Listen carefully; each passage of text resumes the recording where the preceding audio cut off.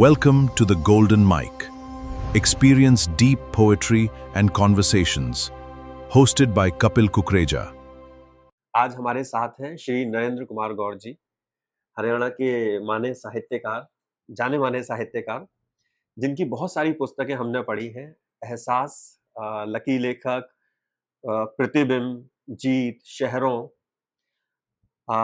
गौड़ जी जो हैं वो राष्ट्र धर्म गौरव सम्मान प्राप्त कर चुके हैं और ये हमारा भी सम्मान है कि आज आप हमारे बीच में हैं। अपनी नवीन पुस्तक जो अभी जस्ट जिसका विमोचन हुआ है, नीलबड़ी। तो आज हम आपसे नीलबड़ी के बारे में भी डिस्कशन करेंगे और चूंकि आप हरियाणा से बिलोंग करते हैं तो हरियाणा की मिट्टी की अलग बात है, तो आपसे उस मिट्टी की खुशबू के बारे में भी बात करेंगे। तो पहले तो आप बताइए, नीलबड़ी जो शब्द है, नीलबड़ी शब्द का अर्थ क्या होता है?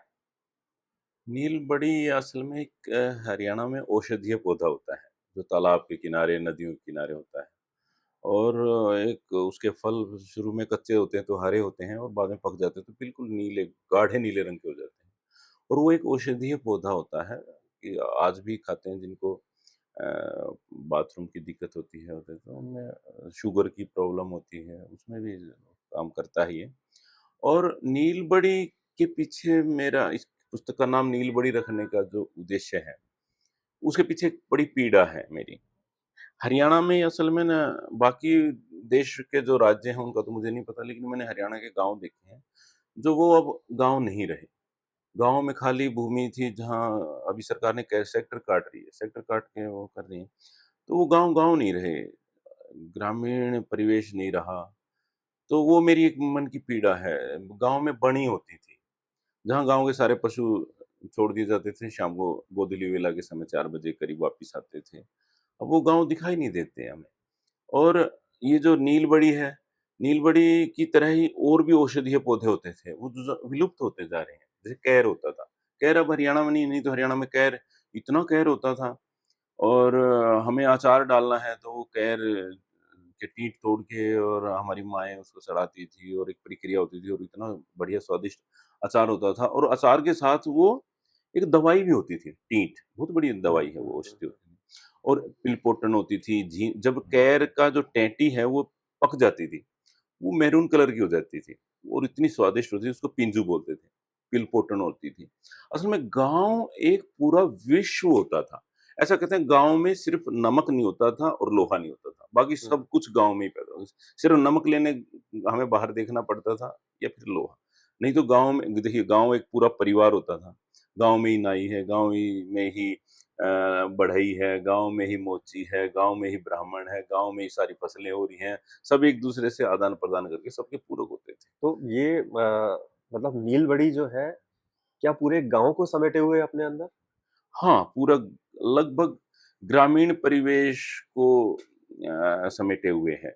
और नीलबड़ी के पीछे ये है, मैं ये भी मैसेज देना चाहता हूँ कि वो हमें बचाना पड़ेगा। ये जो औषधीय पौधे हैं, कल को विलुप्त हो जाएँगे, नाम तक विलुप्त हो जाएँगे। नए जो हमारे शहर में बच्चे आ गए हैं और वो नीलबड़ी जानते ही नहीं क्या होता है। झींज नहीं जानते क्या होती है और बहुत सारे ऐसे हैं। तो मैंने ग्रामीण परिवेश को जिया है कपिल, और वो मेरे मन की एक पीड़ा है। और सरकार को वो जो हमारे जंगली फल हैं, जंगली पौधे हैं, वो दवाइयाँ होती थी, उनको हमें बचाना पड़ेगा। और गाँव को भी बचा के रखना पड़ेगा। देखिए, पूरा भारत गाँव में बसता है। अगर हमारे गाँव नहीं रहे तो फिर भारत कहाँ होगा? कहाँ ढूँढने निकलोगे आप भारत को? हुँ। इसमें मैं एक चीज़ और देखता हूँ कि अभी तक आप जो लिखते थे वो कहानियाँ, लघु कथा, इन पे ज़्यादा फ़ोकस था। तो कविता क्या आपके अंदर पहले थी या कहीं वो एक इकट्ठी हो रही थी और आपने फर्स्ट, क्योंकि मैं ये आपका पहला कविता संग्रह है, तो इतने गद्य लिखने के बाद पद्य में आना, मतलब क्या चीज़, किस चीज़ ने आपको प्रेरित किया? देखो कपिल, ऐसा नहीं है कि मैंने पहले मन बनाया कि मैं गद्य लिखूँगा, फिर मन बनाया कविता लिखूँगा, फिर मैं सोचा व्यंग्य लिखूँगा। ऐसा कुछ मन से तो कुछ होता ही नहीं है। ऐसा है कि कोई भी किसी भी साहित्यकार को अपने आप को किसी विधा से बाँधना नहीं चाहिए, मैं तो ये मानता हूँ, स्वच्छंद। हुँ, अब मैं कब से कविताएँ भी लिख रहा था, कब से लघु कथाएँ भी लिख रहा था, कविताएँ लिख के कह रहा था, हो रही थी, अपने आप ही। बस ये था कि इकट्ठी हो गई ये मेरी। बीच में मैंने व्यंग्य लिखे, कहानियाँ लिखी, कविताएँ लिखी, लघु कथाएँ लिखी और लिखी क्या वो होती रही, होती रही। अभी क्या है कि एक मेरा मन था कि भई इन सारी कविताओं को एक जगह समेट दूँ और समेटने के बाद पता चला ये तो मैं आज तक गाँव से निकल ही नहीं पाया हूँ।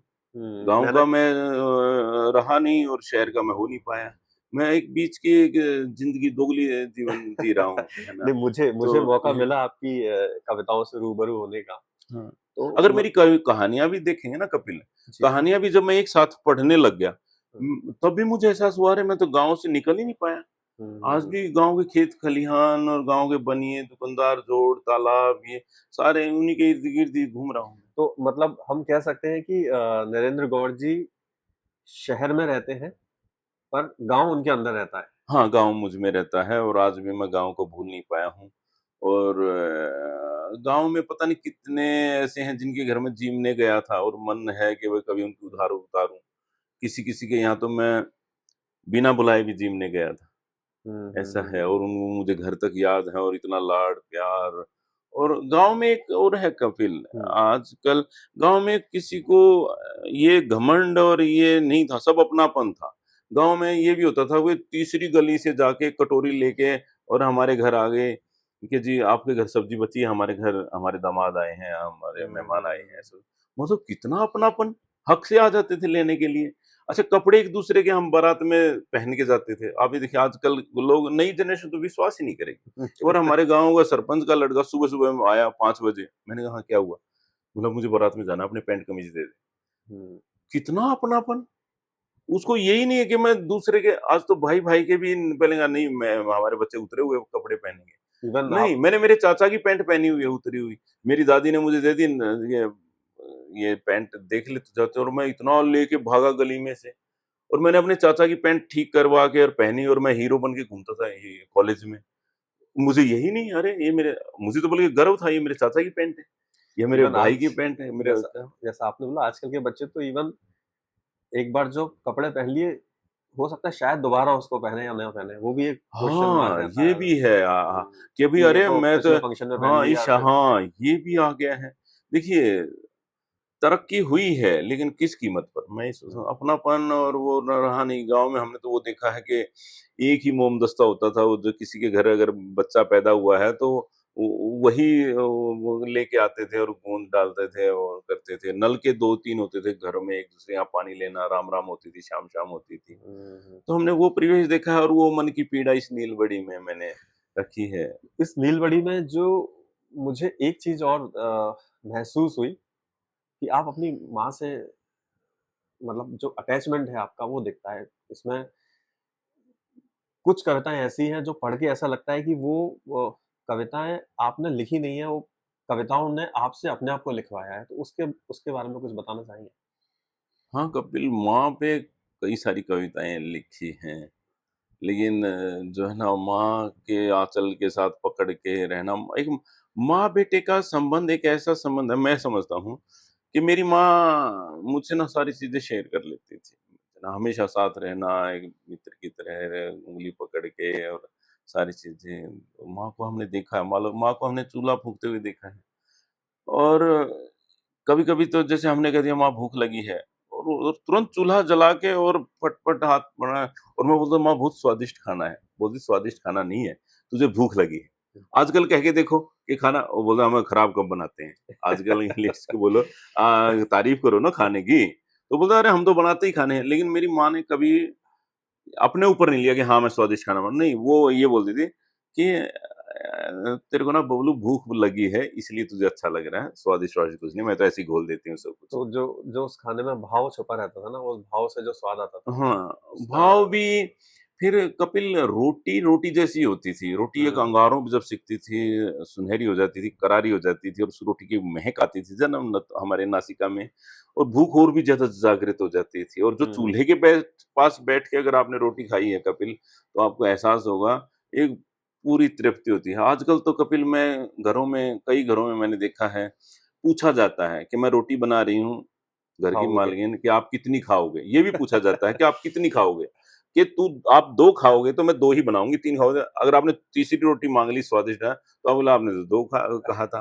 तो ये जब कई बार ये लगता है कि ये पूछने से तो कई बार भूख ही मर जाती है ना? तो वो मुझे बड़ा खराब लगता है कि घरों में अब ये मैगी, चाउमीन ये वो आ गए, भई भूख लगी तो चलो तुरंत मैगी बना लेते हैं। लेकिन हमने तो वो देखा है, आलस ही नहीं है, तुरंत हुँ। लकड़ियाँ जलाई चूल्हे में और बना दी रोटियाँ, आटा लगा के, लो भई। आज तो टक करके गैस जलानी है, उसके बाद भी आलस होता है, ब्रेड सेकते हैं। सही बात है। हाँ। मतलब ये जो शायद ये समय आपने भी देखा है और कुछ मुझे भी मौका मिला इस समय को जीने का, तो अगर उससे हम लोग कंपेयर करते हैं तो हम लोग कह सकते हैं कि भई आजकल के बच्चों ने क्या खोया है प्रैक्टिकली। कपिल मैंने देखो मेरा ये सौभाग्य है कि मैं आपके घर 3 दिन रहा और मैंने मम्मी-पापा को देखा। मेरे जीवन की वो पूंजी है। मेरी बेटी छोटी थी संस्कृति 8-9 साल की रही होगी जब हम आपके घर गए। तो मेरी बेटी ने ये कह दिया कि मैं समोसे खाऊँगी और आपकी मम्मी ने बिना आलस किए घर में समोसे बनाए और वो टेस्ट आज तक मैं भूला नहीं हूँ कपिल। और जो हमने दाल, चावल, राजमा खाई आपके यहाँ और हमें ग्वालियर में घुमाया, वो हमारे जीवन की ना आज तक भी याद करते हैं हम। तो मैं समझता हूँ कपिल आपने भी गारंटी के साथ कह सकता हूँ आपने बहुत अच्छा बचपन जिया है, बहुत अच्छा। बिल्कुल, बिल्कुल और सही बात। पिताजी का चेहरा आज तक वो मुस्कान वाला चेहरा हम हमारे सामने है, बैठे-बैठे मुस्कुरा रहे थे। और हमें तो पता चला था कि मम्मी का उन दिनों ऑपरेशन हुआ था। ऑपरेशन हुआ था और वो ऐसे लग रहा था हम जैसे गए तो उनको पंख लग गए थे। तो हमें घुमाया और फिराया और सबको ये कहा ये मेरा बेटा है, हमारी ये बहू है। इतनी आत्मीयता और इतना अपनापन मैं ये नहीं कह सकता भई नहीं हरियाणा से बाहर भी मिलता है। हुँ, तो इसमें मैं और देखता हूँ आपने बेटी के बारे में भी लिखा है इस पुस्तक में, आपने चूल्हे और रोटी के बारे में भी लिखा है इस पुस्तक में। तो बेटी के बारे में जो आपने लिखा और इवन एक अच्छी चीज़ जो मैंने नोट करी कि आपने अपनी पुस्तक अपने बेटे को समर्पित करी है। तो उसके पीछे आपका क्या उद्देश्य रहा? बेटा जो है हमारा ऐसा है कि बेटा नहीं मैंने वो बचपन से ही मैं मानता हूँ वो गुरु है मेरा एक किस्म से हर चीज़ में। और ये परंपरा मेरे पिताजी ने से ही चली आई है। हमारे पिताजी ने हमारे पिता-पुत्र के बीच में कोई दीवार नहीं खड़ी करी, हमें जब मित्र की तरह रहे वो। और ऐसे ही मेरा पुत्र है अभिषेक गौड़ हमने कभी आपस में ये मैं पिता बनकर नहीं देखा, मैंने बचपन में उसको मान लिया था ये मेरा मित्र है, बचपन से ही है और उसी तरह से हमारा व्यवहार रहा। और उसको समर्पित करने का एक उद्देश्य ये भी है, वो मेरी विरासत है। ये सारा देखिए जो पिता कमाता है सारा अपने आप पुत्र को मिलता है। अगर मैं पाप कमाऊँगा, तो वो भी जाएगा उसको। अगर मैं पुण्य कमाऊँगा, वो भी उसको जाएँगे। विरासत में अपने आप मिलेंगे। तो मैं सोचता हूँ, ये जो मेरा साहित्य है, जितना भी है, वो उसको सौंप रहा हूँ। मैंने उसके कर कमलों में दी है ये नीलबड़ी और मैं सोचता हूँ वो इसके योग्य भी है। वो डिज़र्व करता है इसके लिए। ऐसा नहीं है हाँ, ये एक पुत्र का पिता का पुत्र के प्रति प्रेम नहीं है कपिल। ये एक वो ज़िम्मेदारी भी है। ज़िम्मेदारी भी है और रही बात ये है कि वो मेरे को कहीं मैं अगर विचारों में उनमें फँसता हूँ, तो मैं बड़े-बड़े जो समझदार जिनको मानता हूँ, साहित्यकार मानता हूँ, वो मेरा संशय दूर नहीं कर पाते। जैसे ही मैं इसको फ़ोन करता हूँ, यार मेरा संशय है, ऐसा-ऐसा मेरा संशय है। बहुत बार ऐसा हुआ है और इसने मुझे एकदम निकाल दिया उस संशय से। जैसे हुँ, मैंने बोला यार मैंने मेरी माँ को मरते हुए देखा, पिता को मरते हुए देखा और न जाने कितनी मैं शमशान गया हूँ। मुझे आज तक वैराग्य नहीं हुआ। यही बात मैंने औरों से पूछी। कि सब बोले चुप हो गए ऐसे करे और बुद्ध को एक दूसरे की वो डेड बॉडी देख के वैराग्य हो गया और मुझे कुछ भी नहीं हो रहा है। हुँ।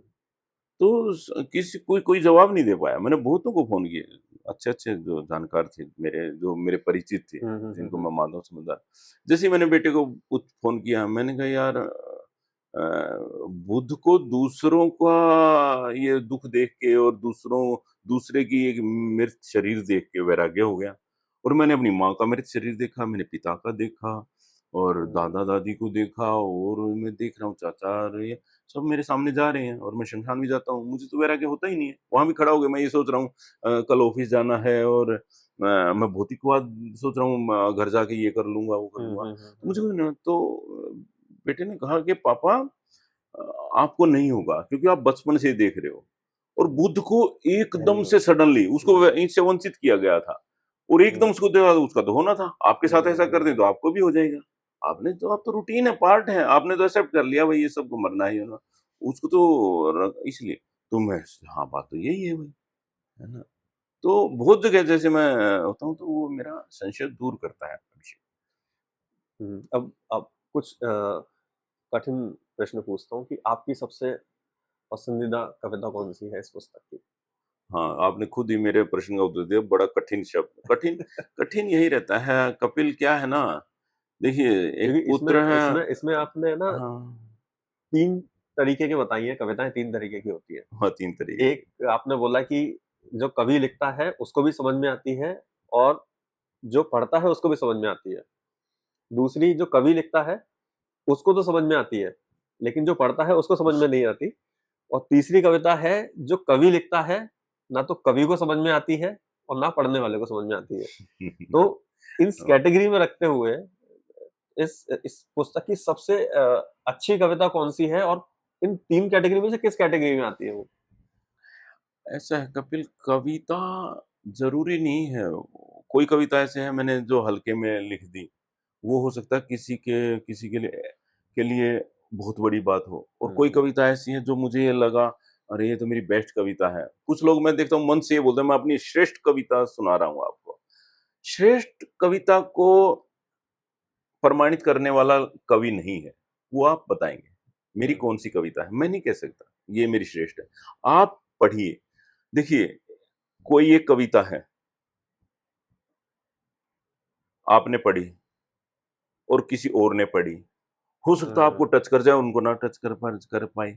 हुँ, देखिए वो चाय एक ही है, किसी के लिए वो शुगर ज़्यादा मीठे वाली, किसी के लिए कम मीठे वाली, किसी के लिए चाय ज़हर है, किसी के लिए ऐसी कविता, कविता एक कविता मैं बताऊँ, एक हमारे घर में एक बार कृष्ण गोपाल विद्यार्थी हैं, मेरे हुँ, हुँ, मित्र हुँ, हैं, हुँ, हुँ, हुँ, कवि सम्मेलन था, रात को हुँ, लेट हो गए तो वो मेरे घर में रुके। हुँ, तो सुबह कविता तो है, कविताएँ सुना के सुबह उठ के हमने कविताएँ, बात हुई, कविताएँ सुनाई, उन्होंने सुनाई। एक कविता मैंने उनको सुनाई। हुँ, एक कविता जब मैंने सुनाई, वो फपक कर रो पड़े। उनको सँभालना मुश्किल हो गया, रोने लग गए। अगर वही कविता मैं किसी और को सुनाऊँ, हो सकता है कुछ ना हुँ, होए, और वो रोने लग गए, ज़ोर-ज़ोर से रोने लग गए। मुझे सँभालना मुश्किल हो गया। मैंने कहा क्या हुआ? हुआ क्या? हुँ, कह रहे यार, इस नज़रिए से तो मैंने कभी मीरा को देखा ही नहीं। इस नज़रिए से, एक पुरुष की हैसियत से। हुँ, देखिए कपिल, कई सारी चीज़ें, जैसे इसमें मीरा पे एक कविता है। अगर मेरे घर में मीरा पैदा हो जाए, हुँ। मेरी बेटी इकतारा लेके सड़कों पे घूम रही है, मंदिरों में सो रही है, बाबाओं में जा रही है, क्या गुज़रेगी मेरे ऊपर? आप ही वो देखिए ना, पर्सपेक्टिव अलग हो पढ़ाई-लिखाई जाएगा। छोड़ के। बिल्कुल सही बात। या मेरी पत्नी मीरा हो जाए, मैंने उस नज़रिए से मैंने भोज की पीड़ा को लिखा, भोज की पीड़ा हुँ, को हुँ, जिया, हुँ, कि हो सकता है भाई, भोज में और मीरा में फ़र्क क्या था? भोज ने ये में यही था कि भोज को जो संस्कार मिले, जैसे पहले ही बात हुई संस्कारों की, भोज को जो संस्कार मिले बचपन से, लड़ाई, युद्ध, ये मूंछें नीची नहीं होनी, राजपूत हैं हम, ये वो, हुँ, ये हुँ, शान हुँ, में हुँ, जीना। और मीरा को क्या मिला? आध्यात्मिक हुँ, परिवेश। हुँ, हुँ, हुँ। बचपन में ही कह दिया ये कृष्ण तेरे पति हैं, और बचपन में ही उनको ये हो गया कि मीरा ही कृष्ण ही मेरे पति हैं। बचपन में ही अध्यात्म, और यही कारण है कि आजकल परिवार एक 25 वर्ष एक लड़की किसी और परिवेश में रहती है, हुँ, 25-26 वर्ष कोई और परिवेश में लड़का रहता है, फिर हम उन दोनों को मिलाते हैं और हुँ, फिर सोचते हैं ये मिलजुल के रहें। मतलब मुझे ये लगता है कि शादियां भी, ये भी हमारे आपस की परिवेश में ही हो जाएं तो अच्छा है। और ये आजकल ज़्यादातर परिवार, अब आप देख रहे हैं तलाक के केस इतने बढ़ रहे हैं, वकील बोल रहे हैं। एक तो ये तलाक हो गया कि लड़के ने अपनी वाइफ का जो है वो सूटकेस नहीं लगवाया, इसलिए तलाक हो गई, या फिर क्या नाम है, हनीमून मना के आए, आते ही बोले इस आदमी के साथ। पहले क्या होता था, पहले हमारा माइंड सेट होता था कि हाँ, ये मेरी पत्नी है और इसके साथ हमें रहना है, फेरे अग्नि को साक्षी मानी, फेरे हो लिया, अब चाहे कुछ हो जाए। हमने माँओं को देखा है ऐसे, उनके साथ गुज़ार दिया, है ना, सारी जीवन।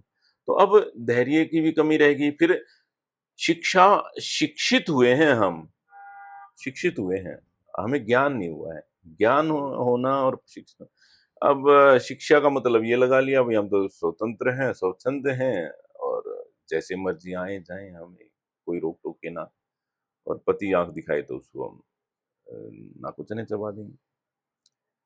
तो ये है कपिल, हमने जो है ना लेखन की बात रही कि ये कविता कैसी कौन सी मेरी क्या कविता है, कैसी है, वो लेखक निर्णय नहीं कर सकता, लेखक निर्णय नहीं कर हाँ, सकता वो बिल्कुल भी। मतलब कोई लघु कथाएं मैं बताऊं आपकी, मेरी कुछ लघु कथाएं ऐसी हैं जो मुझे ये समझा, हर लेखक के साथ आता है कि ये मैं लिख रहा हूँ, हुँ, इसको कोई समझेगा? हुँ, लेखक जब शुरू-शुरू में लिखता है ना, या यही कारण है कि बहुत सारे कवि, मैं बड़े-बड़े कवियों को ले लो, वही हुँ, कविताएँ सुन रहा हूँ मैं, बचपन से। हुँ, आज भी आते हैं, वही कविताएँ सुनाते हैं, 4 कविताएँ हैं उनके पास, 5वीं नहीं सुनाते, नहीं। क्योंकि लिखी तो होंगी, वो रिस्क नहीं लेना चाहते हैं कि 5वीं हुँ, सुना दी और मैं नहीं चल पाया तो। हुँ। या कवि भी वही चाहता है, जो बड़े-बड़े मैं नाम नहीं ले रहा हूँ, बड़े-बड़े कवि हैं, मैं बचपन से वही सुन रहा हूँ, वही कविताएँ 5वीं नहीं है। तो कविता लिखना एक शौक है या एक दायित्व है? ना शौक है, ना दायित्व है। कविता जो है ना एक मेरा स्वभाव है, एक पीड़ा है। देखिए, हर आदमी के जो है कपिल, हुँ, सड़क पे मैंने एक पीड़ा देखी है, किसी माँ की पीड़ा देखी है, पीठ पे बच्चा है और ज़मीन खोद रही है। हुँ, एक लेखक के पास ये सुविधा है, उस पीड़ा को वो जीता है। जीता है तो शब्द आते हैं, सोते शब्द आएँगे, शब्द लिखना पड़ेगा। जैसे मेरी माँ की कविता है, मैंने लिखी नहीं वो कविता, जिया मैंने उस पीड़ा को भोगा है। मेरी माँ वैसे अड्डे पे बैठी है, छोटी-सी छोटे से अड्डे पे, आस-पास कोई नहीं है, ऑटो से मैं निकल लिया गाँव से और मैंने देखा मेरी माँ पल्लू से आँखें रो रही है और मैं दिल्ली तक आ गया और मेरे अंदर कितना कुछ टूट गया, फूट गया, पिघल गया और वो थोड़े से शब्द आए। वो हुँ, मात्र अभी ये कोई मनोज तिवारी जी बता रहे थे कि 83 शब्द हैं, 83 शब्द हैं, वो बोलते हैं महागाथा है, उनको वो महागाथा लग रही है। किसी के लिए हो सकता है ये लगे यार ये है क्या? कुछ भी नहीं है। देखिए, ऐसा है संत लोग हजारों को बिठा के कथा कर रहे हैं। उनको पता है ये 1000 सुनेंगे, हुँ, 100 गुनेंगे, 1 बदलेगा। एक के लिए कविता लिखी जा रही है। और हुँ, किसी ने पूछ भी लिया कि जी ये एक ही बदलता है? वो बोलता है बीज हम ज़मीन में डालते हैं, बहुत सारे ज़मींदार। क्या सारे उगते हैं?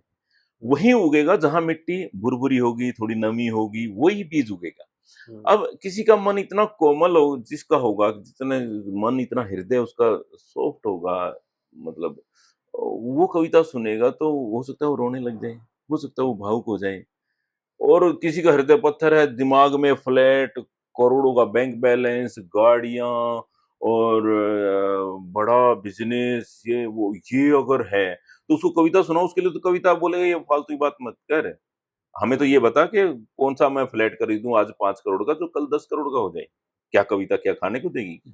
कविता को देखिए मेरे पिताजी मतलब डर गए थे। हाँ, कविता कविता घर में कवि होना भी एक बड़ी घटना है, मैं तो ये कहता हूँ। दुर्घटना है ये नहीं कहूँगा ये मैं तो। घटना मेरे साथ भी हुई है समझ हाँ, कपिल, आपकी कविताएँ और आपका लेखन मैंने पढ़ा है, बहुत बढ़िया कविताएँ हैं आपकी। और आप जैसे इतनी बड़ी पोस्ट पे होके और इंजीनियरिंग करके और इतना लिखना, पढ़ना, परिवार सँभालना, ज़िम्मेदारियाँ निभाना, भाई की इनकी सबकी करते हुए दोस्ती निभाना और सारा कुछ करते हुए और लेखन के लिए समय निकालना, असंभव नहीं है लेकिन मुश्किल बहुत मुश्किल है। हम जैसे लोग कपिल दोगला जीवन जी रहे हैं। आत्मा तो कहती है नहीं यार छोड़िए लिखना पढ़ना कर और लेकिन पेट कहता है नहीं पैसा भी कमाना पड़ेगा। हम लोग थोड़ा दोहरा जीवन जी रहे हैं, मतलब आप एक हैं एक एक शारीरिक भूख के लिए काम कर रहे हैं और एक आत्मिक भूख हाँ, के लिए। आत्मा के लिए, मन हुँ, की शांति के लिए। और देखिए लिखना ऐसा नहीं है कि चलो आज मैं एक कविता लिखता हूँ। वो तो होती है और कब हो जाती है, चलते-फिरते हो जाएगी, काम करते-करते हो जाएगी और हम लोग उसको जीते हैं। हुँ। इसमें तो एक एक चीज़ और मैं देखता हूँ कि आप एक साहसिक कवि भी हैं या साहसिक लेखक बोलता हूँ कि आप पहले कहानियाँ लिखते थे, लघु कथाएँ लिखते थे, उससे आपने कविता का जो क्षेत्र है उसमें व्यंग्य भी मेरा एक चयन व्यंग्य किया। संग्रह भी है। अभी मैं देख रहा था आप स्टैंड अप भी करते हैं आजकल? स्टैंड अप देखिए स्टैंड अप कॉमेडी मैंने देखा बड़ा हाँ। अच्छा आपका 16 मिनट का एक वीडियो था। हुँ। तो मतलब चूँकि मैं और भी स्टैंड अप कॉमेडियंस को देखता हूँ आज की डेट में, तो आप काफ़ी उत्कृष्ट स्तर का काम कर रहे हैं। तो लेकिन एक ही वीडियो है, उसमें आगे क्यों नहीं आप बढ़ते? क्योंकि स्टैंड अप कॉमेडियन मतलब स्टैंड अप कॉमेडी एक अच्छा एक एरिया है और उसके लिए लिखना नहीं, एक एक्सप्रेस करना ज़रूरी है, जो मैं देखता हूँ कि आप कर सकते हैं आराम से। हाँ, कपिल, ऐसा है, देखिए, जीवन जीने का सबका अपना-अपना तरीका है। हुँ, मैं सिर्फ़ मेरा एक ही उद्देश्य है और जो मैं सबको कहता हूँ, हमें जीवन जीना है, अच्छे से जीना है। बढ़िया है, कैसे हम जिएँ। स्टैंड अप कॉमेडी का यही था कि मेरा ये उद्देश्य है, सिर्फ़ कॉमेडी कॉमेडी ना हो, उसमें एक संदेश भी हो। संदेश भी है, बिल्कुल। हँसना-हँसाना ठीक है, अच्छी बात है। लेकिन हँसते-हँसते एक बड़ा जीवन का एक सूत्र दे दिया आपने मुझे, मान लिया मज़ाक-मज़ाक में, और मज़ाक-मज़ाक में हमें हमारे मास्टर थे, हमारे जो पढ़ाने अध्यापक थे, मज़ाक-मज़ाक में इतना गहरा सूत्र दे देते थे, गहरा सूत्र, हँसी-हँसी में। तो मैं ये चाह रहा हूँ, ये स्टैंड अप कॉमेडी सिर्फ़ स्टैंड अप कॉमेडी ना हो, हमारा ट्रेंड बदले। और हुँ, मज़ाक हरियाणा की तो संस्कृति यही है कि भई मज़ाक-मज़ाक में बड़ी बात कह दी। है ना? तो वो हमने तो देखा, तो कुछ मैं ये कुछ चाह रहा कुछ हूँ, कुछ इसको ऐसी अगर बात कहना चाहेंगे हाँ, हमारे श्रोताओं के लिए, जो मतलब हरियाणा में आप बताएँ कि और थोड़ा, क्योंकि हरियाणा की बात करते हैं तो ऐसा लगता है कि हाँ यार, मतलब कुछ तो ऐसा मिलेगा जिससे एटलीस्ट हँसी आएगी या मन से मतलब खुशी मिलेगी, इस तरीके की हाँ, भाषा भी मैंने देखी है कि मैं खुद मध्य प्रदेश से बिलॉन्ग करता हूँ। लेकिन आप मानिए कि करीबन-करीबन 19 साल हो गए मुझे हरियाणा में आते हुए। तो बोली ऐसी लगती है कि थोड़ी-सी खड़ी है, लेकिन दिल बड़ा सॉफ्ट है यहाँ लोगों का। कुछ कुछ बोलना चाहेंगे आप इसके हाँ, बारे में? हाँ, कपिल, जो है ना, ये है, हमारी भाषा थोड़ी अक्कड़ वाली है, और वो अक्कड़ असल में जो हमारा यहाँ हरियाणा है, लड़ाई का क्षेत्र रहा है, और वो हुँ, जैसे जितनी भी लड़ाइयाँ हुई, भगवान कृष्ण ने भी हरियाणा को ही चुना, इसी हुँ, क्षेत्र को चुना। कुरुक्षेत्र। और ये मैं गर्व के साथ कह सकता हूँ, ये लड़ाका कौम है और लड़ाका ज़रूरी है। नहीं तो अंग्रेज़ों की टक्कर इन्होंने ही दी। किसी की हिम्मत नहीं थी। यहाँ कोई मुगल इतना नहीं उछल पाया। हरियाणा में एक रात में कलानौर के नवाब को एक रात में ही ध्वस्त कर दिया था। ये हाँ। हमारा सांगी और कुछ गाँव हैं, आज भी लड़ाके हैं वो। एक रात में सिर्फ़ ये पता चला था कि नवाब कुछ गलत हरकत कर रहा है। हुँ, हुँ, हुँ, हुँ, तो एक लेडीज़ थी, वो वहाँ ब्याही गई और उसने बताया कि यहाँ तो ऐसे-ऐसे गलत परंपरा है। हुँ। उसने अपनी सास को, माँ को बताया, माँ ने अपने पति को बताया, सारे गाँव की पंचायत हुई। एक रात में गंडासे जेल ही लेके वो पूरे नवाब का वो कर दिया। तो ये अच्छी बात है। ल ल और जैसा पेशा होता है, खान-पान होता है, मोटा खाना है, कुछ मोटा पहनना है, वैसे ही मोटी कोई ज़बान कोई है। आपकी ऐसी याद रही हो हरियाणा में, मतलब या फिर स्कूल टाइम की या कॉलेज टाइम की, जिससे अभी भी आपके चेहरे पे मुस्कुराहट आ जाती है? कोई ऐसा इंसिडेंट रहा हो, मतलब ऐसा सिचुएशन बन जाती है कई बार कि भई होना कुछ, मतलब चाह हम कुछ रहे होते हैं और होता कुछ है। वो एक एक एक हँसी बन जाती है और एक मेमोरी बन जाती है लाइफ़ टाइम के लिए। ऐसी कोई घटना है जो आप हमारे श्रोताओं के साथ शेयर करना चाहेंगे? हाँ, बहुत सारी घटनाएँ हैं कपिल। हरियाणा में तो हर कदम पे जो है ना, ये है मज़ाक और ये चलता है, और बड़ी-बड़ी बातें। हमारे हमारे अध्यापक जो है, हमारे अध्यापक सबसे बड़े मज़ाक करते थे। हर स्टूडेंट का अपना नाम रखते थे वो। हुँ, हर एक स्टूडेंट का उनका असली नाम कुछ होता था, लेकिन अपना वो कुछ भी रख देते थे। तो यही है, एक बार जैसे वो मास्टर हमारे पढ़ा रहे थे, कुछ लिख रहे थे, हुँ, तो एक मिटा रहे थे, तो वो बोले, भई ये नहीं मिटेगा। हुँ। तो जो हमारा मास्टर मुँह फुड़ के बोला, मैं तेरे को मिटा दूँ, ये तो कुछ भी नहीं है, ऐसा नहीं है। तो ऐसा है, हमारे उनमें है हँसी-मज़ाक, यही जीवन है।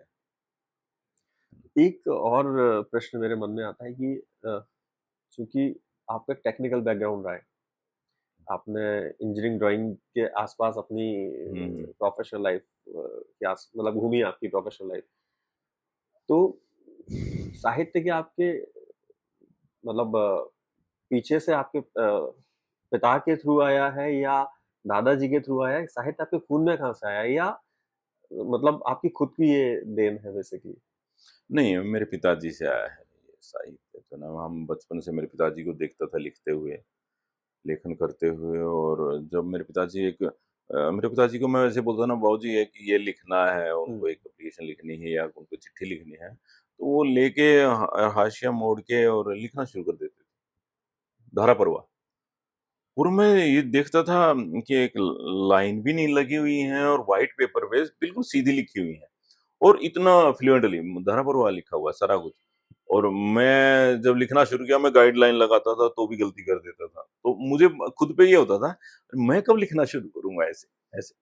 तो हमने देखा, फिर मेरे बड़े भाई नरेश, आकाश बड़े चित्रकार, बड़े अच्छे पेंटर हैं। मेरी किताब का जो हुँ, आवरण हुँ, है, हुँ, हुँ, हुँ, नरेश आकाश ने बनाया है, बहुत हुँ, सुंदर हुँ, आवरण हुँ, है। हुँ, हुँ, तो हाँ, ये नीलबड़ी हुँ, दिखाई है। बस मैं हुँ, उनको आइडिया दे देता हूँ, भई ऐसे-ऐसे कवर है किताब का, बना दो आप। लेकिन पहली बार मैंने उनको किताब भी भेजी थी। हुँ, हुँ, तो बोले मैंने पहली किताब ऐसी मेरी ज़िंदगी की जो मैंने पढ़नी शुरू करी और एक बार में ही सारी पढ़ ली, हुँ, बीच में हुँ, छोड़ी नहीं।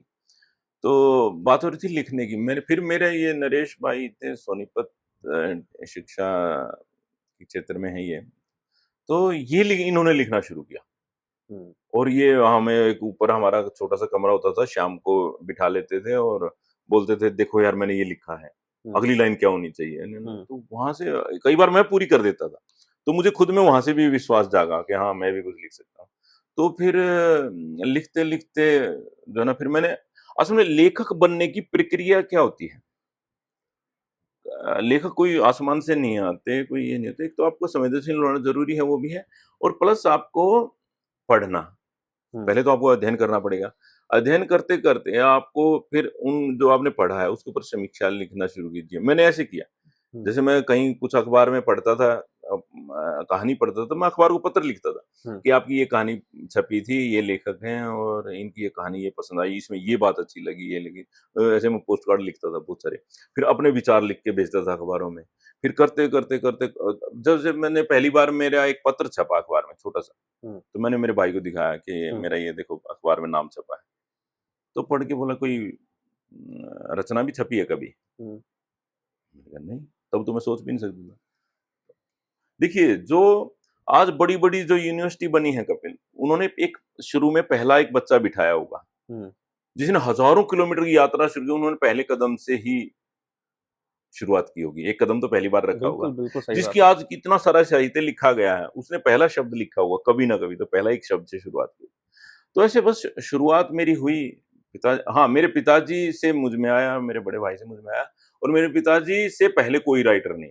अब आपका अभिषेक भी लिखता है आपका बेटा? हाँ, अभिषेक लिखता है, संस्कृति भी अच्छा, लिखती है, संस्कृति भी लिखती है। दोनों हैं हमारा। असल में मुझे अच्छा तो आपकी जो वाइफ़ है सपोर्ट करती हैं लिखने में? क्योंकि मतलब वही है ना कि कहते हैं कि वहाँ से अगर सपोर्ट मिलता है तो वो कविताओं में दिखने लगता है। हाँ, शुरू में तो उनको लगता था भई ये तो क्या कागज़ काले करते हैं। मुझे बोलती भी थी हुँ, कि क्योंकि मेरे पिताजी फक्कड़ थे, एकदम फ़कीर स्वभाव, कभी पैसे के पीछे नहीं भागे हैं, और वही स्वभाव मेरा आज हुँ, तक है। तो मुझे बोलती थी कि आप सारी उम्र बाबूजी की तरह किराए के कमरों में, किराए के मकानों में पोंछा लगवाओगे मेरे से, हुँ, हुँ, है ना? हुँ, तो अब नहीं बोलती वो। तो क्योंकि देखा भई हाँ, इस लेखन से थोड़ी समाज में इज़्ज़त है, उस लेखक की हैसियत से, और परिचय हैं। कभी-कभी तो मुझे ये लगता है कि जिन लोगों से एक पुस्तक के लिए चित्रा मुद्गल आई थी मेरी लोकार्पण के लिए। हुँ, हुँ, कमल कपूर जी हैं जिन्होंने मुझे छोटे भाई की तरह प्यार किया और मुझे मार्गदर्शन दिया लेखन के लिए। फरीदाबाद में ही रहती हैं, आजकल वो बीमार हैं, कैंसर है उनको, और हम मिलने भी नहीं गए हैं, है ना? ऐसे मुझे जो ना, मैंने लेखन से को दिया कम है, लिया बहुत ज़्यादा है। बहुत सारे लेखक ऐसे तो थे माँ जिनसे माँ सरस्वती की आप पे कृपा रही है। कृपा रही है, लेकिन यही है कि जितना मुझे सम्मान मिला, जितना मुझे प्यार मिला, किसी और लेखक को शायद ही मिला हो।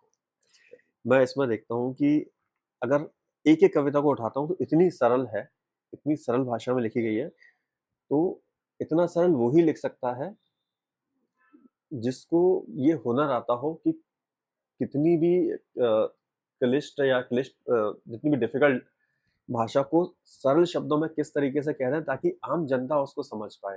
तो मैं ये देखता हूँ कि आपकी जो कविता है, वो पहली कैटेगरी की है, आपको भी समझ में आ रही है और मुझे पूरा यकीन है कि सारे जो पाठकगण हैं, उनको भी समझ में आएगी। ये नीलबड़ी किताब है, जो अभी कुछ दिन पहले ही रिलीज़ हुई है। सभी श्रोताओं से मेरा अनुरोध है कि इसको पढ़ें और आपके जो भी विचार हैं, वो नरेंद्र गौड़ जी को लिखें। तो वैसे बहुत अच्छा लिखते हैं, लेकिन और अच्छा लिखने की उनको प्रेरणा मिलेगी। तो नयन जी बहुत-बहुत धन्यवाद आपका। आपका आपने भी इतना समय दिया मुझे और मेरे एक अनुरोध पर आप गुड़गाँव से फरीदाबाद आए। जी, ये मेरा बहुत-बहुत सौभाग्य आभार। है कपिल। बहुत-बहुत थैंक यू, धन्यवाद श्रोताओं का भी और आपका भी और चैनल का। Thank you for watching. Your support means the world. Stay inspired and keep listening.